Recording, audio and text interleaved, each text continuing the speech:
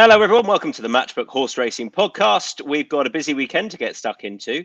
Hopefully, AINTREE is going to be all good. Wincanton will be. We're going to start there. We've also got some Down Royal action thrown in for good measure, which Donn McClean kindly reminded us about, and it is good stuff as well. We're joined by Charlie Poste, Donn McClean, and Dan Overall. Dan has got lots of Newcastle tips, but we told him, sorry, mate, we don't have time for the flat action, so he's had to put a line through all of those. Remember to like and subscribe, because it makes it easier for you to digest all of our content. It's the best no-cost way of supporting our podcast if you like it. Like and subscribe to our YouTube channel, and that is for all of our horse racing content, and indeed across all sports as well, of which there's plenty.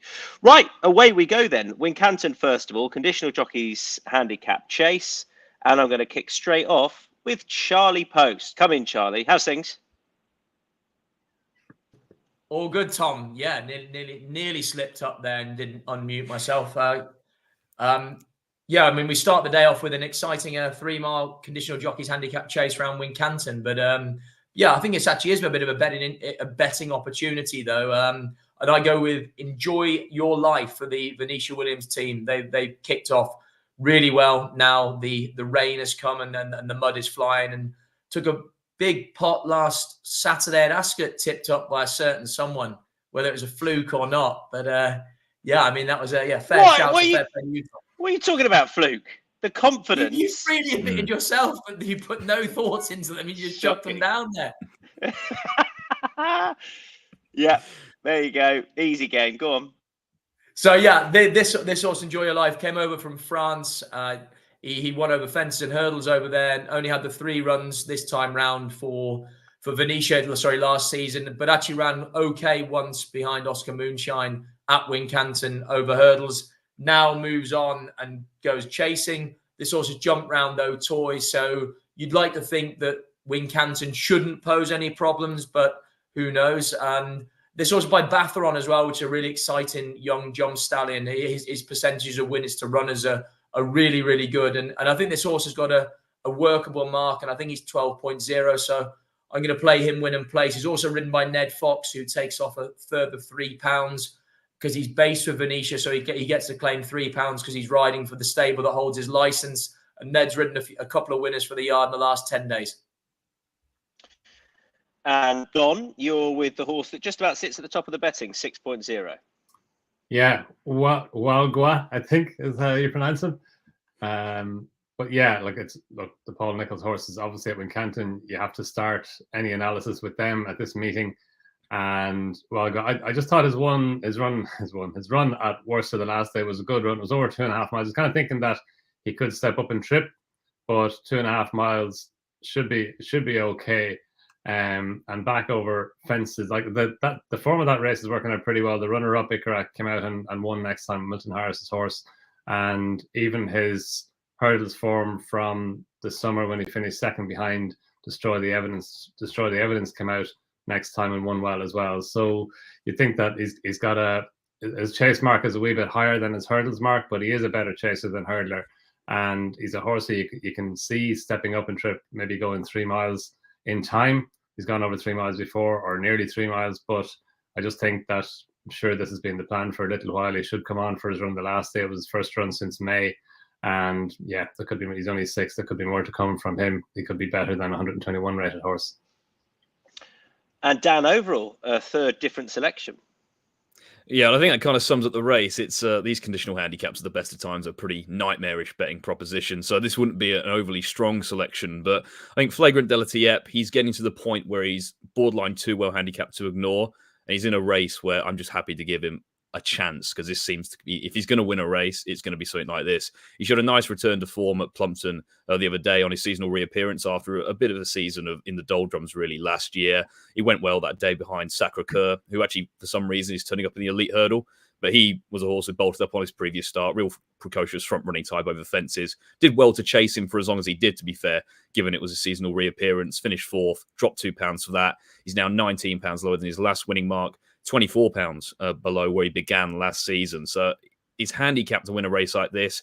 It is just a question of whether the old fire still burns. But if it's going to burn, it's going to be here where 2 of his three career wins have come. He's also placed 4 times at the track from 9 starts. So he's got conditions to suit. This is his his trip, his track, and I think Harry Kimber has got the pick of the Walford horses. He's chosen him over the other one, so I think he's a double figure price. Willing to give him a small chance in a race that if he's going to win any race, it's going to be something like this. Enjoy Your Life, Hugot and Flagrant Deletiep.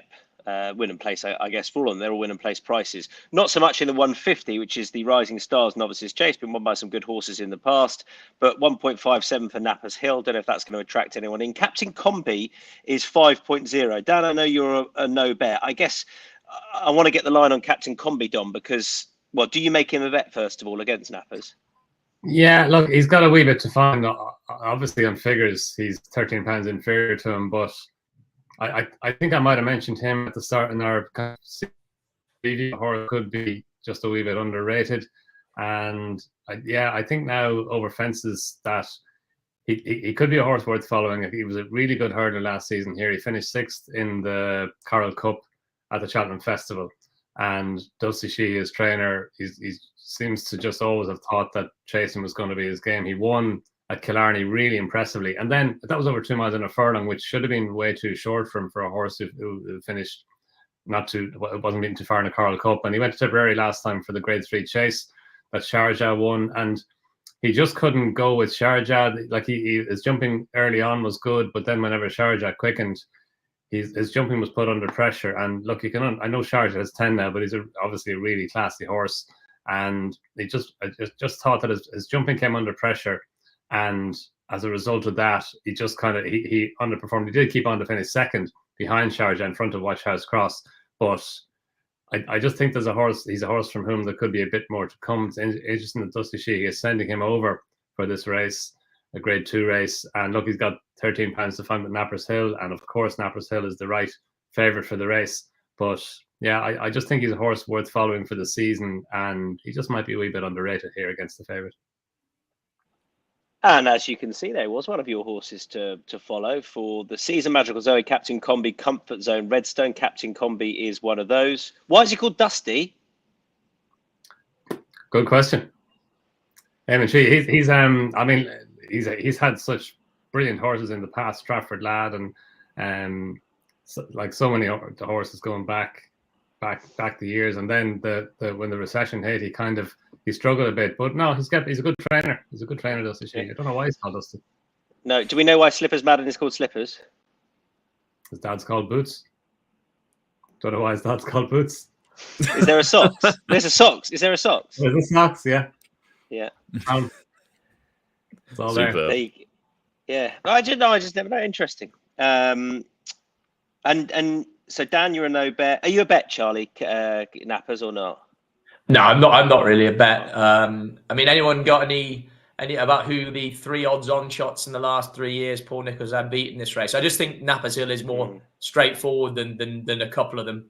And I thought he jumped well at Chepstow, and I don't see why he won't win this race. But yeah, McFabulous last year, Mick Pastor in 2021, and Grand Sancy in 2020. So yeah, it's not a great race in recent times for Paul Nicholls odds-on shots if you're with Don. Frodon is back in the Badger Beer, is 4.0 for that. 3 under 3.5 also for Nicholls is 4.33. The Big Breakaway 7.0. Bigger prices thereafter. Charlie, I'll come straight over to you, please.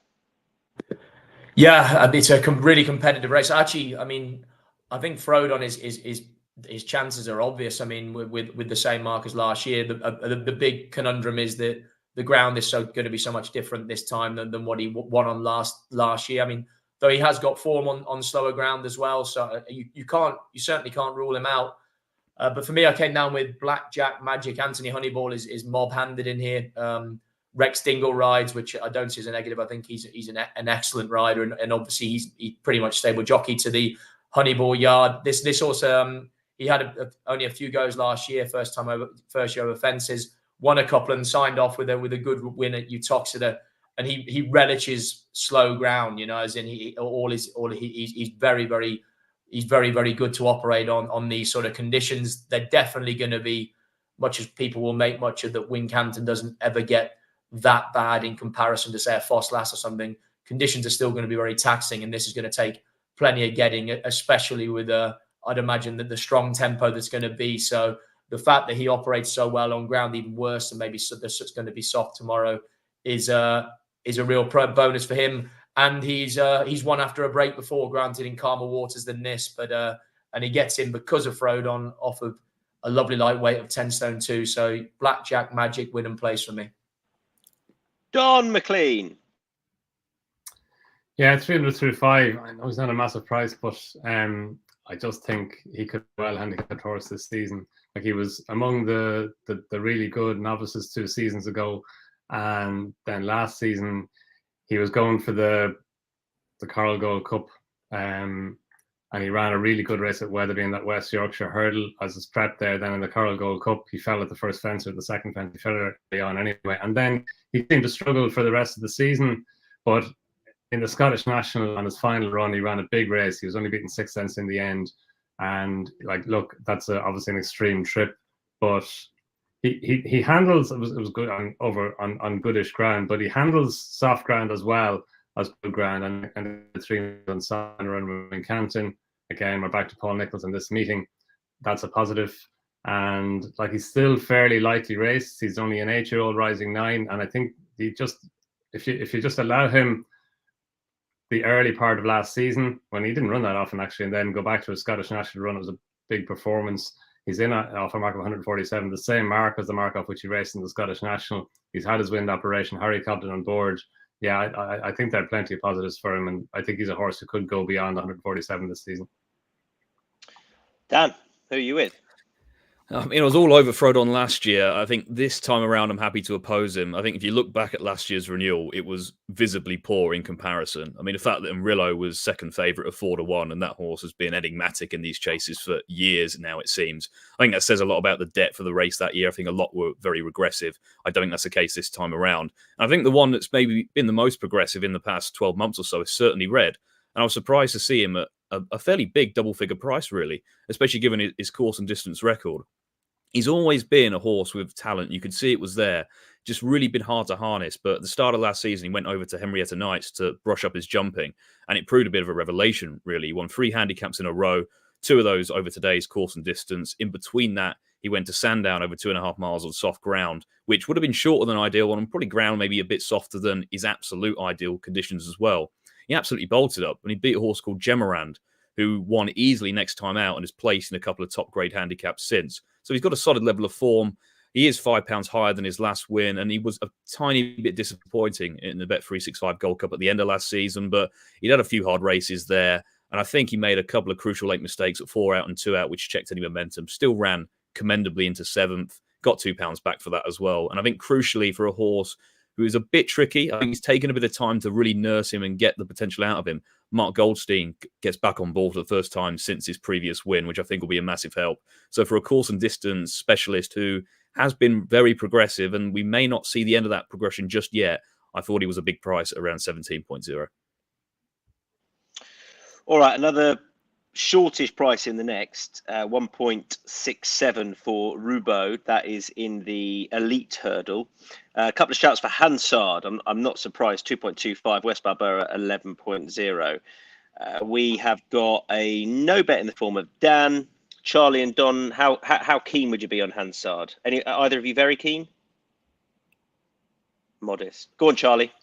Yeah, I wouldn't say I was very keen, but I am pretty interested in him. You know, as in he won first time out for last season at Huntingdon, and then he ended up he was well beat behind Roubaud at Kenton in the Dovecote, but I can't believe that was his true running. He's now £6 better off.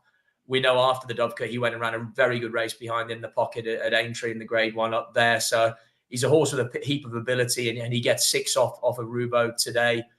On Saturday. He's also shown an ability to win on soft ground, and that would be the concern with the favourite. We know how this race is going to be run. Roubaud is going to go off in front, and Hansard is going to follow, I'd imagine, and stalk. Be very interested in Sacré-Cœur, he's no way. He's not got the level of ability to be. I wouldn't have thought to be seriously competitive in this, but again, he's a free-going front runner, so it'll be interesting to see if he takes the Paul Nicholls horse on. But yeah, for that reason alone with the ground, that I think at the prices, Hansard is interesting from a betting perspective, because It's just whether Rubo can be effective with his free going way with ground that's going to be particularly hard work. What would you like to add, Dom? Not much, Tom. No, Charles covered most of it there. He was a good horse in here for Charles O'Brien. He won his last bumper, good bumper horse. And then, as Charles said, he won his first 2 races when he went over to Gary Moore. And look, he's got 15 lengths to make up on Rubo on the running of the Dovecote Stakes, but that was on better ground, as Charlie said.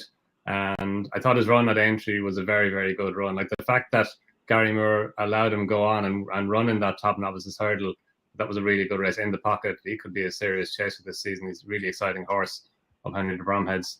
And like Hansard, he's probably dropping in grade from that. Well, look, he's 10 pounds inferior to Rubo on ratings. He's getting 6, so that bridges some of the gap on those figures.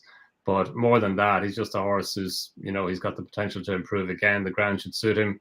And yeah, as Charlie said, it'll be interesting to see if Rubo can make all the running. That's the elite done. One more at Wincanton to preview, which is the 332. It's the Richard Barber Memorial Mares Hurdle. 3.0 for Lime Avenue, 5.0 for I Love the Nightlife, Plenty of Time, 6.0 Vicky Vale, 6.0. Great Snow is a 9.0 shot. And Charlie, you think she's worth a go at that price? Win and place, I take it. Yes, mate, win and place. Yeah, as in, yeah, I do. She was bought for 100 grand at Doncaster in May, which, on the face of it, for a mare rated 114, it seems like quite steep. But I mean, she's her sister Funny Berry, who's trained in France, looks to be pretty talented. And you're just wondering, this race is very interesting in that there's going to be something in here that I would imagine is probably way ahead of the handicapper. I'm hoping it's Great Snow, starts off up 114. She's finished behind Lime Avenue and I Love the Nightlife last season, but meets both on much better terms now in this race. And since those runs, she switched trainers from Neil Mulholland to Harry Fry. I don't have any particular reason to think it's either positive or negative. They're both very capable handlers in their own right, but you never know. A new regime could bring about more improvement. And the Harry Fry yard won a big part at Ascot last Saturday, and the horse he'd been running all week have been running well. So in a really competitive, interesting race, I'm going to play Great Snow, win and place. And Dan, were you the other one in here? Yeah, Yes. I've got a bit of a flyer at a price. I mean, I think Charlie mentioned it. This race is very tricky. A lot of trainers have had this race in mind for a while. Obviously, it's a kind of a hallmark target for a lot of them. A few of these could be well in, but there's wind ops going around left, right, and centre. There's so many unknowns. And I think with the 8 runners, on a pace angle perspective as well, I think Good Luck Charm is interesting. She started last season off a mark 115, and connections were pretty keen about her chances of being ahead of that mark sent over fences. She made a really encouraging debut over fences, splitting Kisses for Katie and Sky Ace, who were both rated about 25 pounds higher than her. And she ran really well that day. Just didn't happen for her thereafter. I think she may have just soured to fences a bit and took a bit of a fall towards the end of the season. But if you go back to a novice hurdle form, some of it reads really well in the context of this race and her mark. Should be I Spy a Diva off levels over today's trip. She's now rated 130. She won a 20 grand mares handicap that season as well at Exeter of 112. Now down to a mark 107. Now, from a pace angle perspective, she's a keen going front runner. The only other type in here that would fit that mold as well and could help make the pace is Vicky Vale.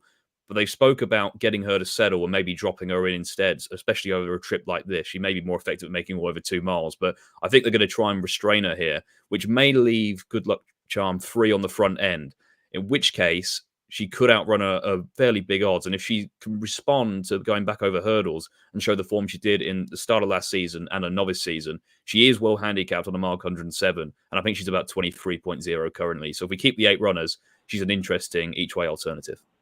Yeah, very much so. Like that nice big price in that last contest we're looking at Wincanton. That's us done, isn't it, for Wincanton? So we move on to Aintree. We've got the Grand Sefton. Prices I don't have in front of me, but I will do soon enough. But it's open as we'd expect. We're looking at 2 here, the 245 and the 320. First of all, then the Grand Sefton. Don, I'm going to kick off with you if I can. In fact, you and Dan agree. Very good. Yeah, look, Gaskill is the right favourite. He's only 5 pounds higher than he was last year when he was only beaten in nose by Al Dancer. So you can understand why he's been popular. and he won a listed contest at Othai there the last day. But I like Nasalem going left-handed on soft ground. I remember when he ran at Ascot in the early part of last season.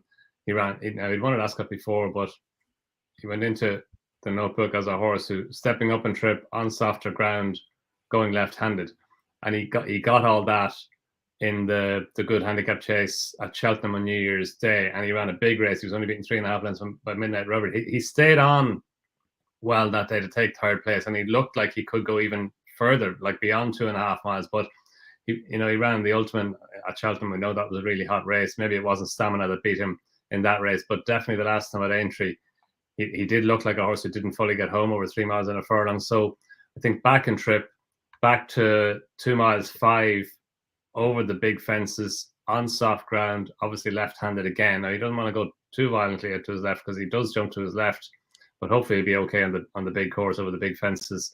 But yeah, like he's only 6. You think he's been around for a while, but he's only 6, and I just think he has conditions all bang on in his favour. And yeah, I think he's an interesting horse in this race. Dan, what would you like to add? A lot of that, yeah, exactly what I agree with there. I mean, that form on New Year's Day, I think that is above and beyond what pretty much any of these have achieved. If this was a normal race over conventional fences, I'd make him favourite and pretty clear favourite. Obviously, we have that Aintree fence bias in the market, and understandably so. Obviously, no one's going to say having experience over those fences is a negative by any stretch of the imagination. But I think sometimes it is weighted slightly too much, and I think this is the case with Nasalam. Like, I think earlier today when the entries came out, it was like 11.0 in an 11-runner race. Like, this is a really poor Grand Theft, in my opinion, from a runner's perspective, which may also take the unique test out of this type of race where there's not going to be as much chaos in behind. So if he can kind of get a clear passage and he takes to these fences, he's clearly well handicapped of a mark 142. And I think he's probably just a bit beyond these if he does take to the fences. I really am keen on his chances. That's Don and Dan. Charlie, you're looking elsewhere, win and place. Yeah, I'd agree with Dan, though. I wouldn't be reading too much into playing too much weight behind the form over the fences, especially in a small field like this. I mean, Jeskill has got an excellent chance, but I wouldn't be against something just because they haven't ran around here before. Definitely not. And yeah, I've gone with Frero Bamboo. He's come down 9 since the start of last season, and like he ran plenty of good races last year behind Third Time Lucky, Boot Hill, and others in decent 2-mile handicap chases without it quite clicking. But again, as I said earlier about another of my selections, Venetia's in brilliant form. The break might have done this horse good, and he comes here as a really well handicapped horse. It's only his second time over this trip, 2.5. He tried it once at the festival behind Seddon last year, but I think it's an interesting angle, and especially over the Grand National course over 2.5 miles. I think you want something with a bit of toe, irrespective of conditions, to be able to lay up, and this lad will definitely be able to do that. And in Charlie Deutsch, he's got the ideal partner to exploit what looks to be a very favourable mark. Time before we move on to the next, I think, to get some of these comments in, some of them mildly offensive. Brad says, you look great, Tom. Maybe you need an Alice band instead of headphones with the... I think that means the bouffant now. Brad also says, Knickerbocker Glory was lovely last week, Dan. Let's have another for pudding this week, please. So I will try. That was your best bet, wasn't it? It was, yeah. It's been a pretty desperate day until that, so that made it all worthwhile. Yeah, he was impressive. My favourite part of last week was Sissoko beating Passing Well, mate. I really enjoyed that. Yeah, I thought you would. Yeah, that was thrilling after I'd realised. Yeah, it was a day with seconds, terrible runs, and then that just came into. I was just there, head in hands, like, what am I watching? Beautiful. And now I know the chat is going to start getting. Oh god, yeah, it was a nightmare. Well, you got in there. You got in there first. Yes, for 320 then. Interesting. There's a team steam here. I wasn't necessarily expecting this. This is the 320. So even money currently, 2.0 for West Balboa, 3.0 for Berwyn Upper Storm, Miller's Bank 5.5. How keen are we to have a bet in here, chaps? Does anybody think that this is a horse worth having a go at? Doubly declared, is West Balboa. Don? Look, she's an even money shot, Tom. I hope Aintree's on because she's in the elite hurdle as well, over 2 miles at Wincanton, even on soft ground. You'd think that's going to be way too sharp for her. But look, she's just a really likable mare. Like the attitude that she showed in winning the Lanzarote hurdle at Kempton, that was just a really game run. Then she went to Aintree and won the good 3 mile handicap hurdle there. And coming on here, she's got course form. The drop back and trip would be a bit of a worry, 2.5 miles. But like the ground should place a premium on stamina, and we know she handles soft ground. Like it was very soft ground for the Lanzarote hurdle, as it normally is, and that's a real stamina race. So I'd be a wee bit concerned about the trip. You prefer her over 3 miles, but yeah, I think she's the most likely winner by a fair way. Dan, you don't have to say anything about it if you don't make her an official bet, but you can do. I think shades of odds against if she drifts out to that, I think she'd be interesting. Obviously, on official rating, she still has something to find, but in comparison, she is still the one on a clear upward curve, really, in comparison to these. Like Miller's Bank's interesting. Like if you go back to that Aintree hurdle form from 2021, but first run over hurdle since then, and whether this is a prep for something back over fences, I don't know. But I really like West Balboa with a view to future as well. Like in a weak enough stayers hurdling division, like she's rated 142 now, so she gets £7. Wouldn't surprise me at all if she was to make up into a mare that's capable of mixing in those 3 mile grade ones, to be honest. Like, I think she could be a real good horse. And they've minded her. They've been careful with her not to overexpose her. And I think this could be the season where it really starts to pay off. Charlie Bruin loves Aintree, but no. Yeah, he does. And look, he's been a fantastic servant. But I just think that the mare being a bit younger, getting 9 with the weight for age and the penalty system, it makes her tough to beat in this, because I just think she's got more upside at this stage of the respective stages of their careers. Right, we're going to do a couple of down raw because we've got the Champion Chase belting contest. This looks obviously delayed from when it was off, but Jerry Colombe lines up here at 1.91. Manila Indo is 4.5. Envoy Allen is 5.5. Conflated 7.0. You've got to give them all a chance to a certain extent. And do we have agreement in here? Yeah, a little bit. So a couple of shouts for Jerry Colombe. So Dan, I'm going to come to you first. Yeah, interesting race. Like I know, obviously, we crab small fields, but I think you can make a case for all of these in some respect. I think for me, Conflated, obviously, we know very good on his day, but the fact that Connections have been speaking about the cross country already starts to concern me. Like whether they think he's the horse he was, I'm not sure. Maybe he ends up just being one of those cross-country horses for this year. Manila Indo, great to see him back last time out, but it was a terrible race in reality. So it came to Envoy Allen. Obviously, I fully respect Jerry Colombe. He's the right favourite, and he's the most exciting in here with a long-term view to the future 3 mile chases for sure.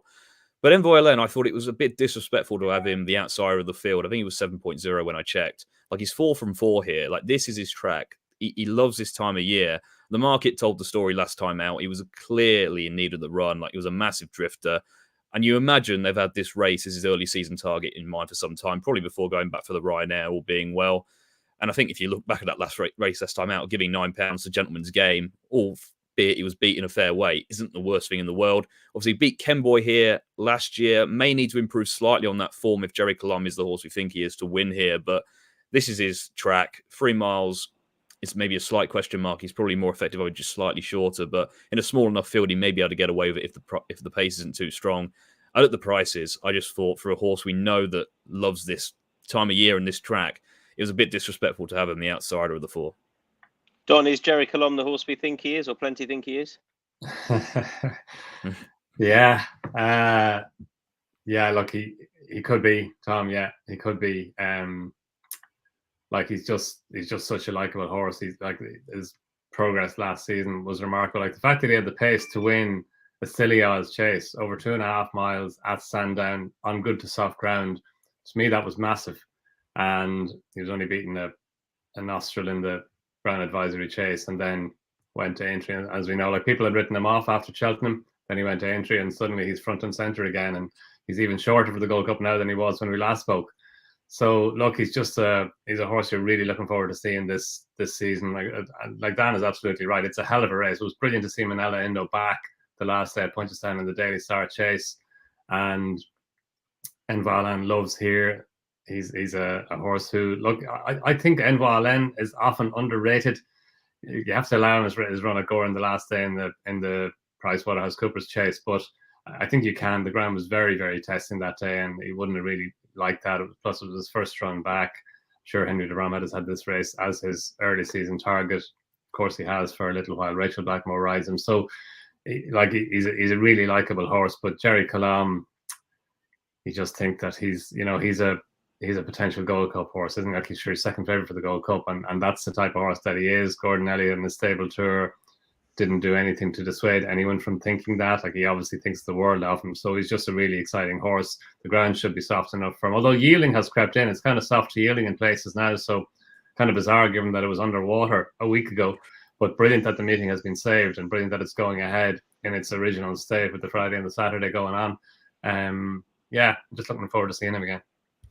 Yeah, Charlie, does he need to be fully cooked to win this? It's a really good question. That I think possibly not. No, I don't think he does need to be fully cooked to win this. For all that it's a really interesting contest, and as Dan said, you can make cases for them all. But I think, like Don said, he's not a slow horse. This as well. He won over 2.5 miles around Sandown. He's got heaps of class. I think he was a really unlucky loser at the festival. He's the one with the profile that you're thinking could be a potential Gold Cup winner in amongst these. And I suppose at this stage of the year, yeah, you'd be thinking even if he's 90% fit, that hopefully that class will be enough to carry him through. And like Don says, regardless of whether he's a bet or not, I'm just really looking forward to seeing the horse back in action. The other Down Royal race, which is definitely worth consulting, is a race that Embo Allen won a couple of years ago. It's the 255 intermediate trip Grade 2 chase. Couple of shouts for Ashtree Meadow first of all. Charlie, I'll come straight back to you. Yeah, I mean, like a small field and a trappy little contest, but I just thought Ashtree Meadow was interesting. He was very, very good from the front around Galway when he won that handicap of 145. I mean, on the ratings taken into consideration, the penalties, etc., I think he comes out best in this race. Ferranilli was slightly disappointing last time. Couldn't reel in the leader. The Visionarian won a match race where I think the other one tipped up looking through. And so, yeah, I just thought at the prices at which, I mean, when I was looking earlier on, I mean, Ashtree Meadow was a reasonable price. I should imagine now there's only the 3 runners declared. It'll be a trappy betting heat, but I just thought he was very interesting. He's going to make them shake, rattle, and roll, and he might be hard to peg back on the front end. Don. Yeah, look, all of that.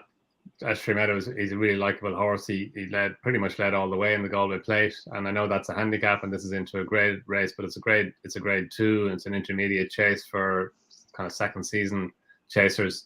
It's a pity the race is cut up, only 3 runners, but the 3 interesting runners. Visionarian's a good horse. Like he was presented with the race at the Stowe the last day, as Charlie said, when St. Sam fell at the last. But he's a good horse with Peter Fies. Ferranilli, like, he's a Grade 1 winner. He provided Emmett Mullins and Dunamila with their first Grade 1 wins when he won the 3-mile novices chase at the Punchestown Festival. He was disappointed. Like, he went to France then and was beaten there, and then of course he was disappointing the last day. Like, he should have been beaten My Design. Like, she's a good mare, but he should have been classier than she is, and that was a bit disappointing. So he's going to have to bounce back. Whereas Ashtree Meadow, he's a forward going horse. He's improving. The Galway Plate win was probably a career best, but he always threatened that he could have a performance like that in him, and he's a horse I think it could take a fairly high rank among the kind of 2.5 mile to 3 mile chasers this season. So yeah, I don't know how they're betting on it, but I think Ashtree Meadow should be favourite. And you don't think Visionarian is a lost cause, Dan?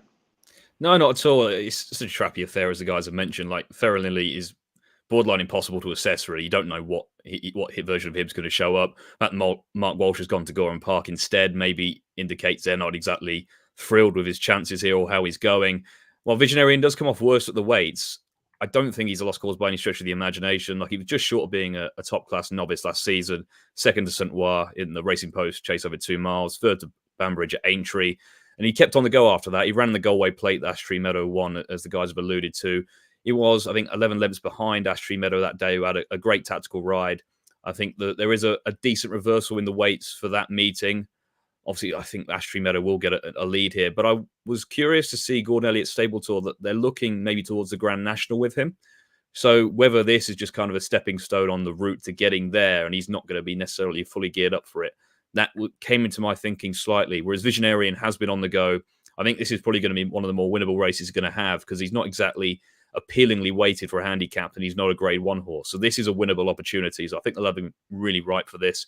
He was running well behind St. Sam when St. Sam fell. He wouldn't have beaten him, but I think if St. Sam was in here, he'd be favourite in my opinion, because he loves these kind of right-handed sharp tracks where he can get on the front. But he was running admirably that day. I think he may be, I don't know the prices, but if he's the outside of the 3, I think he'd be interesting. And I'd say I'd have him as a interesting proposition if the price is right. Any other bets then? I've got a couple here. Shock horror, one of which is Collector's Item, who runs on Friday at Exeter. The key here being second start over fences, was outpaced last time, wants further, and handles cut in the ground. I thought still looked reasonably treated last start over hurdles when wanting more of a test, albeit that was over 3 miles, and back up to a more suitable trip in a handicap I thought was interesting, but I don't know the prices yet. The other one I'm interested in is Moon Spirit, a filly who I've tipped up here before. She is progressive on this surface. Now, she was against fillies last time when dominating under Billy Loughnane. He's back on board. I'm hoping she's going to be a half decent price because she's up in grade against the boys, but I still think she's got a lot of upside, £5 higher. That's in the 8 o'clock at Chelmsford. So Collector's Item 4 o'clock at Exeter on Friday, and Moon Spirit in the 8 o'clock at Chelmsford. Charlie. Northern Cardinal in the 3:55 at Kelso on Saturday. Horse of Lucinda Russell's. Derek Fox on board, finished third in the bumper last spring. The 2 in front have actually subsequently gone on. The winner won a novice hurdle again at Aintree not long afterwards, and the second horse has won 2 or 3 times since. This horse from Northern Cardinal made the run in and then sort of weakened through the last furlong. But I think is a talented horse again by Bathur on a side that I'm very keen on, as I said earlier. And I think with a summer and the sort of natural progression you'd expect and strengthening up, that this horse could be a reasonable performer this year. And going back to Kelso looks a good starting point for this one. So Northern Cardinal 3:55 Kelso. Dan, a few for you, and they're not at Newcastle. Take it away. No, who would have thought? No, I've gone up to Kelso instead, which much more my ground here. So 140, I think Ned Tanner's got an excellent chance. Shaped really well on his reappearance at Carlisle the other day over 3 miles. I think shaped like he didn't quite stay, whether that's... I think he will get 3 miles in certain conditions, but I think on reappearance at Carlisle, it just called him out. Back in distance at a course he loves. These are his conditions. I think he's got to a T. If you go back to his 2 course wins, on his first one, he beat a horse called Git Maker, who went on to win his next 2 starts. And then in his second course win, he beat a horse called Latitude, who has won his next 2 very convincingly, and a horse called Flash Collonge was in third, who also won next time out. He's only £2 higher for that. With the run under his belt, I think he rates a strong betting proposition. I'd be hoping for around 4.0 with the 8 runners, so we'll see what the prices are when they open up. In the following race at Kelso, a horse called The Legislator, who could be one of the best handicapped horses in training currently in Britain. Like if he beat the ill-fated Snake Roll in his point-to-point, who Lucinda Russell also trained. He got to a mark 126 over hurdles. Won his novice hurdle here. He beat a horse who was rated 127 now in Imperial Merlin. He was getting £5 that day, but still a very good effort. Shaped okay in a grade 2 next time out. And somehow comes here on a mark 115, which I think just looks very, very lenient. He does have to carry 12 stone, but I think against the caliber opposition he's facing, it isn't too much of a concern. Could be a short price, but I'm not sure yet. So I would be hoping generously maybe for 3.0, but that may be a stretch. And then over to Down Royal for a horse who I put up on the Horses to Follow show. Foxy Girl runs in a handicap debut. It's a deep-looking race, to be fair. There are a few interesting types in here, but she's clearly the unexposed one. Mark 123, I think, is ripe for exploiting. If it's not today, I think she does have handicaps in her, and I'd be hoping she rates a lot higher than 123 come the end of the season. All right, we move on to Matchbook Zero long shots. Don't forget Matchbook Zero. The market goes live at 10 a.m. each and every day. You're most likely to get best odds because of the nature of the exchange. And Matchbook Zero offers you zero margin, zero commission. So it's a no-brainer to take advantage of if you want to have a win-only bet from 10 a.m. each day and take advantage of almost guaranteed best odds. Can't say it's absolutely guaranteed, but basically it should be. And that's an example of it there. You can see those enhanced odds on the right, 2.5 to 2.67, 4.5, 6.09, 6.0, 6.69, 11.25 compared to 10.0. Zero margin, zero commission. Your Matchbook Zero long shot, Charlie Post. Blackjack Magic in the Badger Beer for me. You can see the Ludlow prices there, incidentally. Between Waters just ran at Ludlow. She was my horse to follow last year. She finished 6th on her first start. Then we waited nearly a year to see her again, and she was a beaten favourite. Woohoo! Your Matchbook Zero long shot, Don. Nasalim, just think he has everything in his favour. He was a longer shot, but I still think he's got a big chance. Dan. Certainly Red in the Badger Beers. Course and distance specialist, I think, has been overlooked by the market. Best bets for this Saturday. Mine runs on the Friday, as it happens. That's collector's item in that staying handicap chase at Exeter. Charlie, your best bet? West Balboa to upset Brewing Up a Storm at Aintree. Don. 300 through 5. I just think there's more to come from him this season. And Dan. Ned Tanner in the 140 at Kelso. Be hoping for about 4.0 when the market's open. Mr. Kelso loves it. Good stuff. Thanks, everyone. Hope you've enjoyed all of that. Hope you follow us with success. Hopefully we have some success for you. Don't forget to check out insights.matchbook.com and do like and subscribe, because it makes it much easier for you to follow all of our content across all sports. Best no-cost way of supporting this fine broadcast. Bye, everyone.